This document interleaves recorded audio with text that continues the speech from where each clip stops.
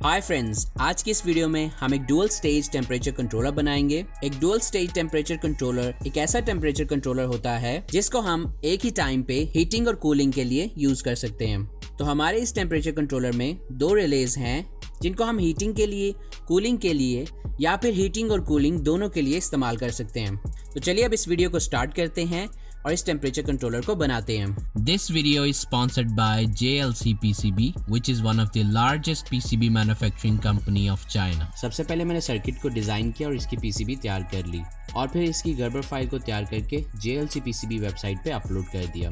इसके बाद मैंने सभी रिक्वायर्ड पैरामीटर्स को सिलेक्ट किया, जैसे कि layer, dimension, quantity, colour etcetera. इसके बाद मैंने सेव टू कार्ट पे क्लिक किया और फिर चेकआउट सिक्योरली पे क्लिक कर दिया। इसके बाद मैंने अपना शिपिंग एड्रेस ऐड किया और फिर अपने रिक्वायर्ड पेमेंट मेथड को सिलेक्ट किया। अगर आपने मेरे चैनल को अभी तक सब्सक्राइब नहीं किया तो नीचे दिए गए सब्सक्राइब के बटन को प्रेस करें और मेरे चैनल को सब्सक्राइब करें और इसके साथ दी गई नोटिफिकेशन बेल को जरूर प्रेस करें ताकि आपको मेरी हर न्यू आने वाली वीडियो के बारे में नोटिफिकेशन मिल सके।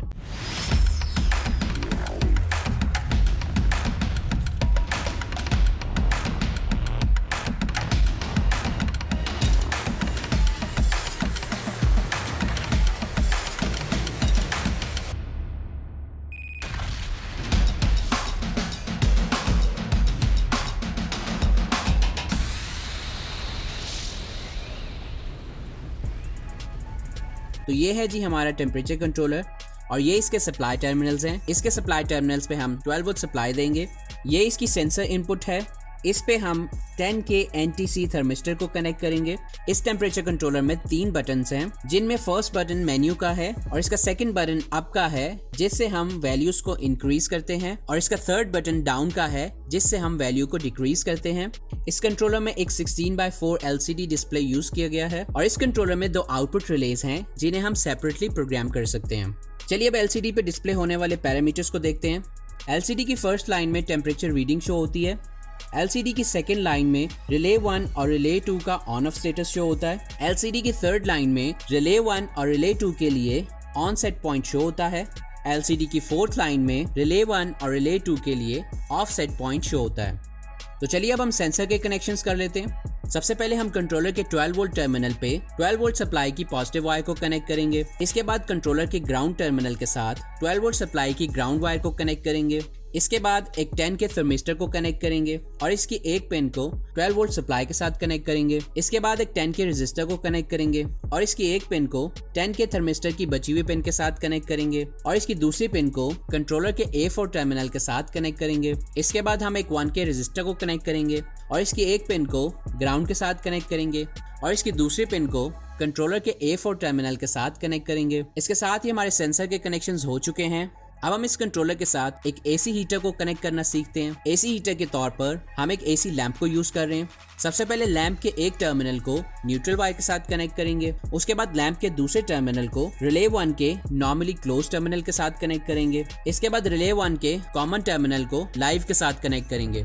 अब इस कंट्रोलर के साथ हम एक DC हीटर को कनेक्ट करना सीखते हैं। DC हीटर के तौर पर हम एक DC लैंप को यूज कर रहे हैं। सबसे पहले DC लैंप के एक टर्मिनल को ग्राउंड के साथ कनेक्ट करेंगे। इसके बाद लैंप के दूसरे टर्मिनल को रिले 1 के नॉर्मली क्लोज टर्मिनल के साथ कनेक्ट करेंगे। इसके बाद रिले 1 के कॉमन टर्मिनल को DC सप्लाई के पॉजिटिव टर्मिनल के साथ कनेक्ट करेंगे।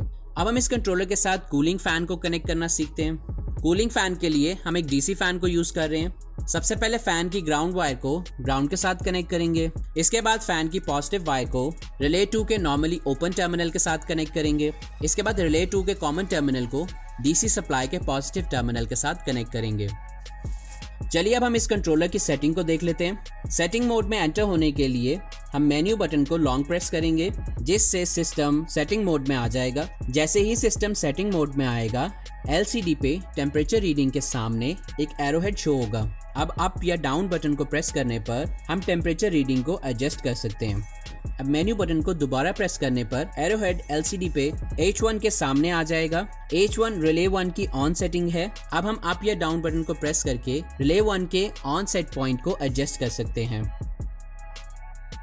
इसके बाद मेन्यू बटन को प्रेस करने पर एरोहेड LCD पे L1 के सामने आ जाएगा। L1 रिले 1 का ऑफ सेट पॉइंट है। अब हम अप या डाउन बटन को प्रेस करके रिले 1 का ऑफ सेट पॉइंट सेट कर सकते हैं।